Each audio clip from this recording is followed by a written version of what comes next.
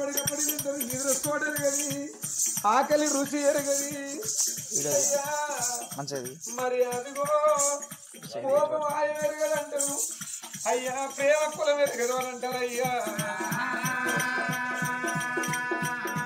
ఒకవేళ తప్పరానికి బాయపడ్డ నాకునే ఇక పిల్లలే గది కావాలి నేను గది వద్దు వద్దు పడి కాల పడి కాదు అదే బామ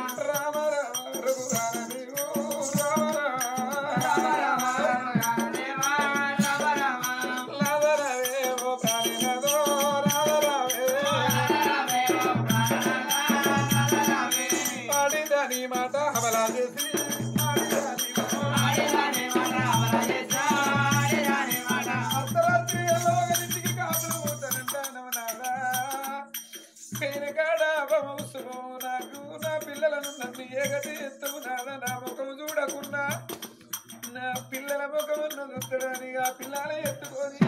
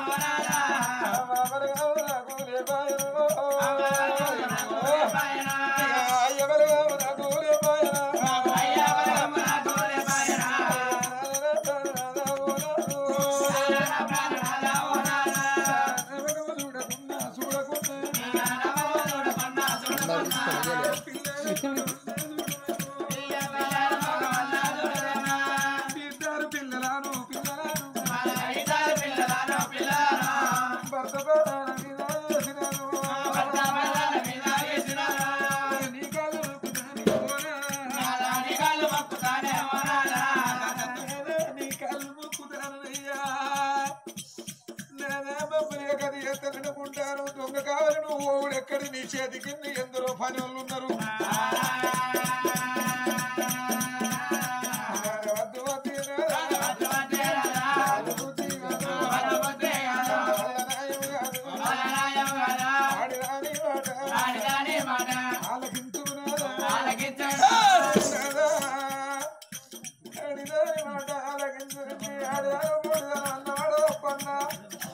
తప్పకుండా అయ్యా దశరథ మహారాజు మనకు పిల్లలు లేరు కైక కౌసల్య సుమిత్ర మనకు పిల్లలు లేరయ్యా నువ్వు అడిగిపోయిన కాడ ఏ తల్లికి పిల్లలే బాబుతావు ఏ పిల్లలు ఏ తల్లినే బాబుతావో మనకు పాపం తగ్గుతుంది వద్దు వద్దు నాదనంగా దశరథ మహారాజు ధనుడు బాణాలు పట్టుకొని అప్ప పంటలు పైరుడు నాగమయ్యొస్తానికి జీవరాజులను జీవరాజులు కొట్టడానికి వేయి ముగ్గురు భార్యల మేట శివుల పెట్టలేదయ్యా వేట మరగము వేటాడంగా జలకము శబ్దం విన్నాడు నీళ్ళ సప్పుడు వలికిరి బట్టి ఏదో మృగం రాని వచ్చింది నీళ్లు తాగుతాననుకున్నాడయ్యా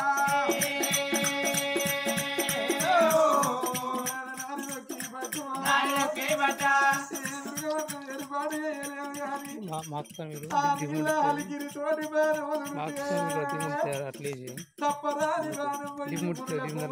చొక్కల నాటింది అమ్మా సత్తిని బండు వదిలిపెట్టి అడ్డం పడిపోయిండు. అయ్యో భగవంతుడు పడితే ఎవరు మానవురాలిగిరిన దశరథ మహారాజు ఆ పిల్లగాని దగ్గరికి వచ్చి ఎవరు నాయనా అంటే మా అయ్య కన్ను లేని వాళ్ళు కావట్ట ఉరుకానున్నారు. నీళ్లు తెమ్మంటే నీళ్ళ కొరకు వచ్చిన వర్రంగా నా ప్రాణం ఇచ్చింది ఎవరయ్యా అన్నాడు.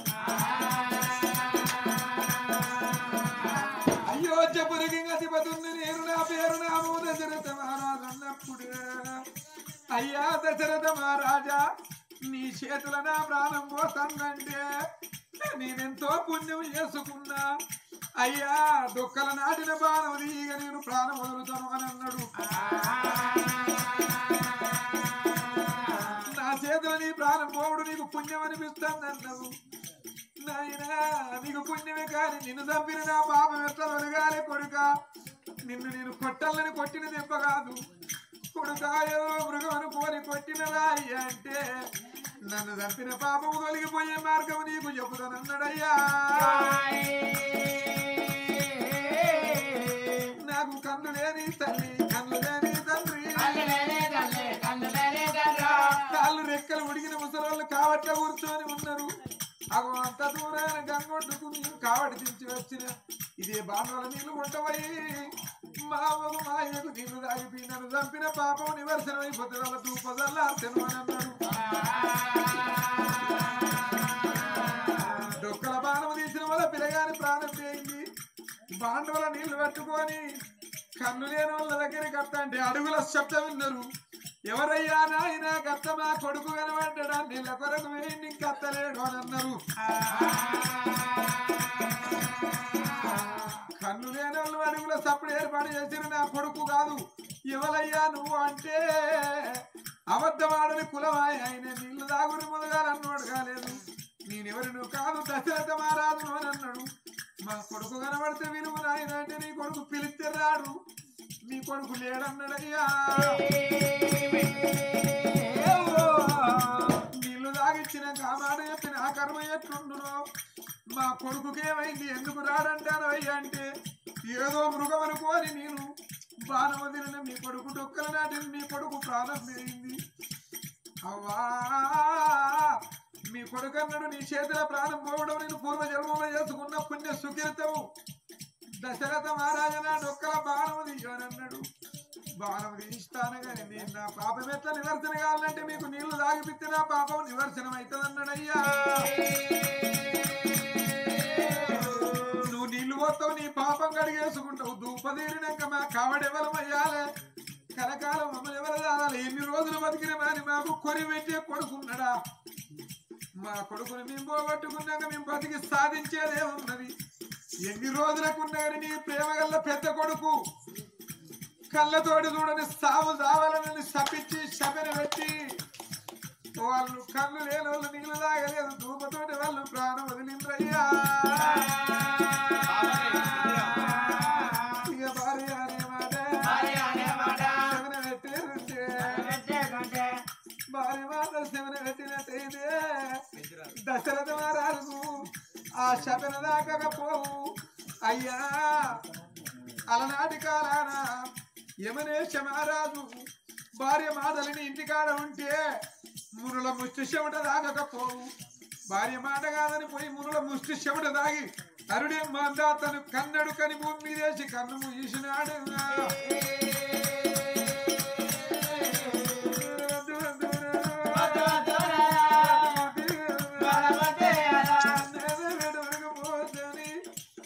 అటువంటి మిత్రమదేవి అమరంగ మహారాజు అటువంటి అమరావతి దేవి వద్దనంగా అమరసింగురేవు వేట మెరుగం పోయి నీ వల్ల ప్రాణం తీసి చెప్పలేమని రాక్షాది కాలేదా ఆడిదాని మాట ఇంటికి కట్టవచ్చిన వాళ్ళకు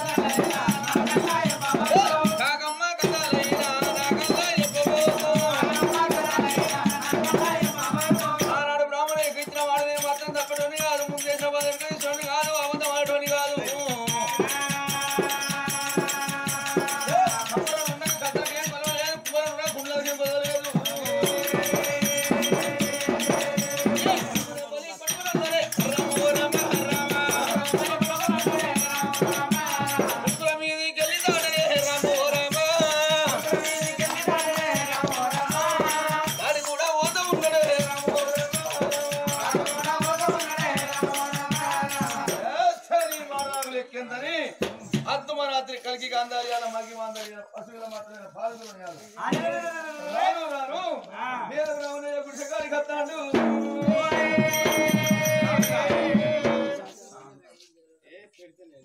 అప్పుడు ఆడి పోతానన్నమాట తప్పడు ఎత్తగా నుంచే గట్ట అవుతుంది భగవంతా అని నేను బాగా ఏడ్చుకుంటూ వెళ్ళమని ఏమని ఎచ్చు మాటలు అంటాడు క్షేమంగా పోయి లాభంగా రమ్మానన్నది అయ్యా పిల్లలని ఎత్తుకొని మీడలా తల్లి ఉండని గాని